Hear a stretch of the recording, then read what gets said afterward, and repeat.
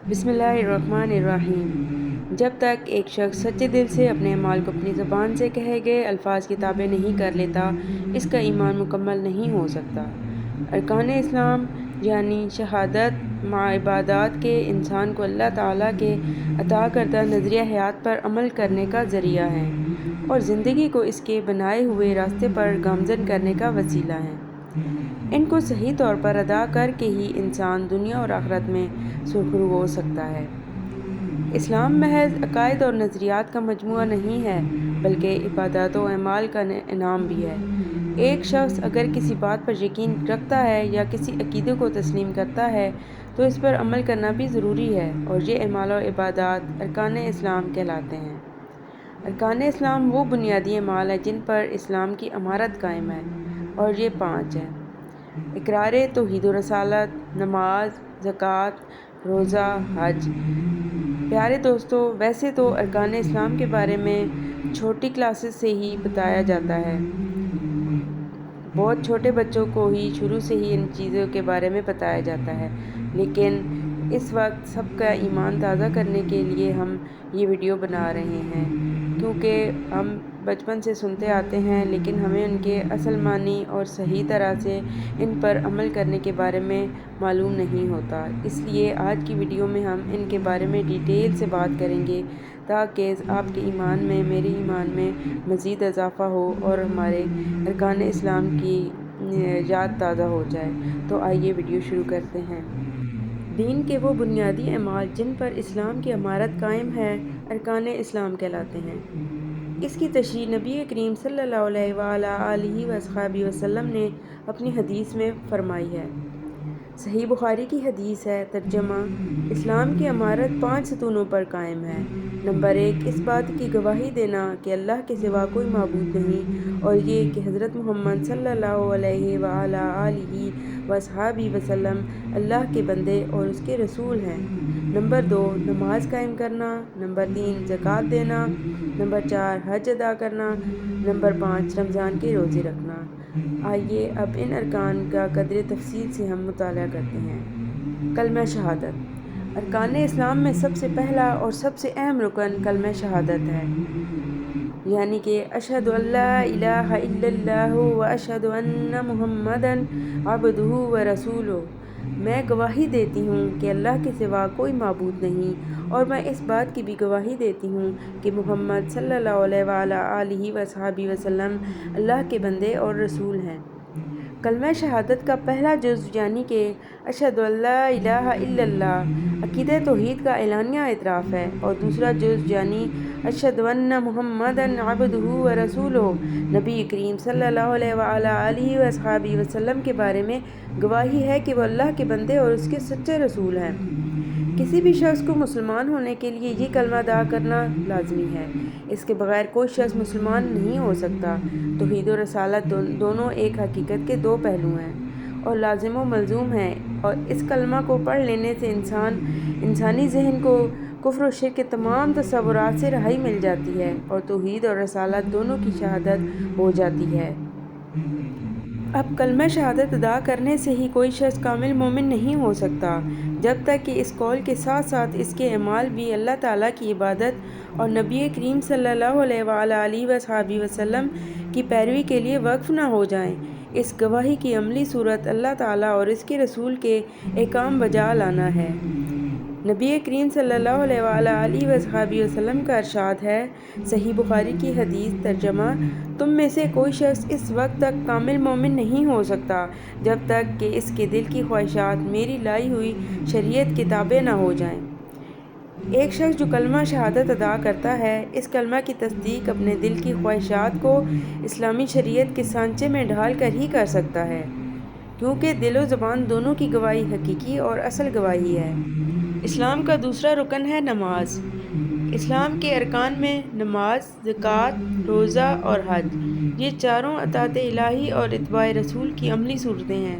یہ مقررہ عبادتیں ہی اس کی شہادت کی عملی تصدیق کرتی ہیں۔ ان میں سے پہلا جز نماز ہے۔ اللہ تعالیٰ فرماتا ہے، سورۃ الروم آیت نمبر 31۔ ترجمہ: اور نماز قائم کرو اور شرک کرنے والوں میں سے نہ ہو۔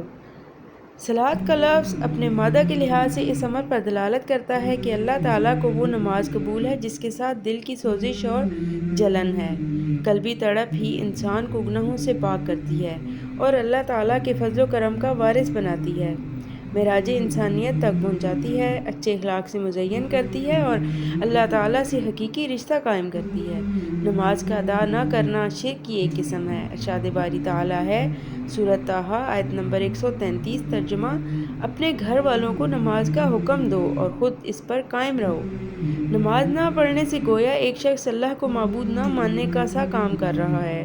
نبی کریم صلی اللہ علیہ وآلہ وسلم نے فرمایا ہے، ترمذی، ترجمہ: جس نے جان بوجھ کر نماز چھوڑی اس نے کافرانہ روش اختیار کی۔ اب ہم دیکھتے ہیں کہ نماز کی اہمیت کیا ہے۔ نماز کی اہمیت کیونکہ مسلمان اور کافر کے درمیان وجہ امتیاز ہے، اس لیے اسے ہدایت اور تقویٰ کی بنیادی شرائط کے طور پر بیان کیا گیا ہے۔ نماز نجات کی شرط ہے اور ایمان کی محافظ ہے۔ نماز انسان کو بری عادات سے باز رکھتی ہے اور نمازی کی حفاظت خود نماز کرتی ہے، بشرطیہ کہ پابندی سے نماز پڑھی جائے۔ اللہ تعالیٰ کا یہ ارشاد اسی بات پر دلالت کرتا ہے کہ نماز کی پابندی کتنی فائدہ مند ہے۔ سورۃ المعارج آیت نمبر 19 تا 23، ترجمہ: انسان کم ہمت پیدا ہوا ہے، جب اس کو تکلیف پہنچتی ہے تو بہت زیادہ گھبرا جاتا ہے اور جب فارغ البالی ہوتی ہے تو حقوق سے بخل کرنے لگتا ہے، مگر باقاعدگی سے نماز ادا کرنے والے اس سے مستثنیٰ ہیں۔ قیامت کے روز جب ہر عمل کا حساب ہوگا تو اہل جہنم سے پوچھا جائے گا کہ کون سی چیز نے تمہیں ہلاکت میں ڈالا، تو اس کا سبب نماز کا ادا نہ کرنا ہی بتائیں گے۔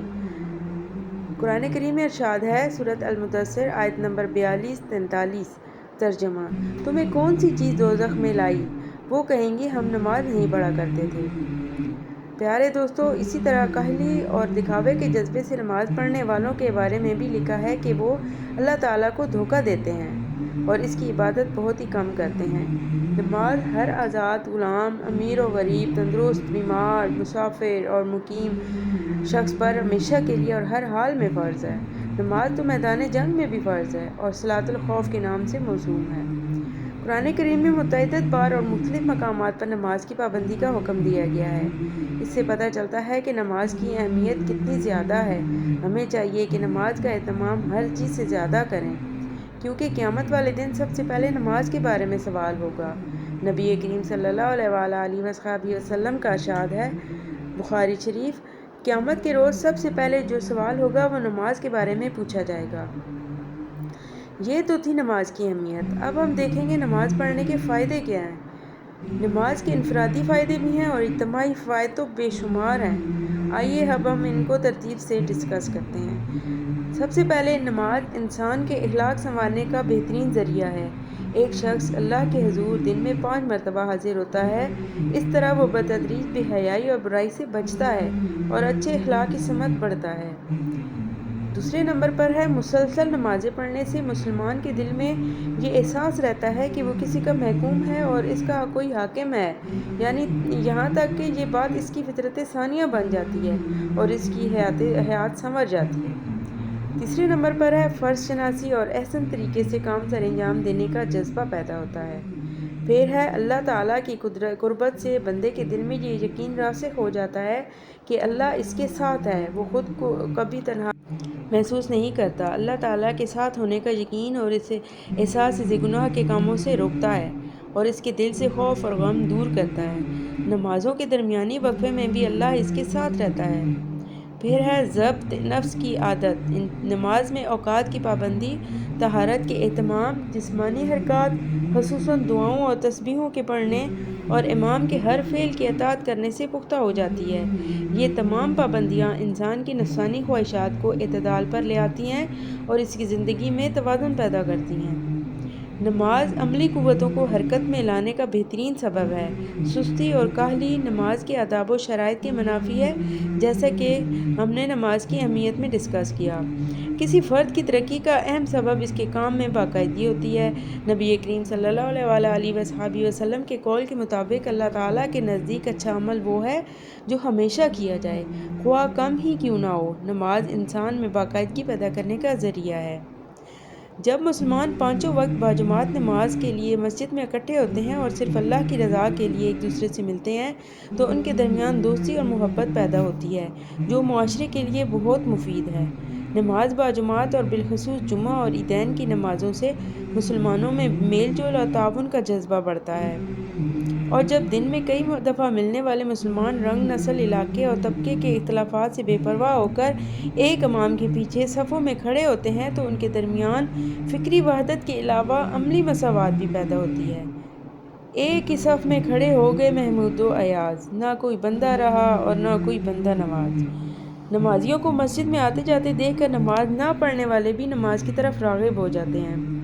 اجتماعی شکل میں انجام پانے والے اعمال کی کیفیات انفرادی اعمال کے مقابلے میں ہر لحاظ اور ہر پہلو سے زیادہ مؤثر ہوتی ہیں، اسی لیے اجتماعی نماز کا ثواب انفرادی نماز سے 27 گنا زیادہ ہے۔ پیارے دوستو، یہ تو تھے اسلام کے پہلے 2 ارکان کے بارے میں تفصیل، یعنی کہ کلمہ شہادت اور نماز کے بارے میں۔ اگلی ویڈیو میں انشاءاللہ ہم باقی ارکان اسلام کے بارے میں ڈسکس کریں گے، تو جڑے رہیے گا، سبسکرائب کریں چینل کو، شیئر کریں تاکہ دوسروں تک بھی یہ معلومات ہوں۔ اللہ حافظ۔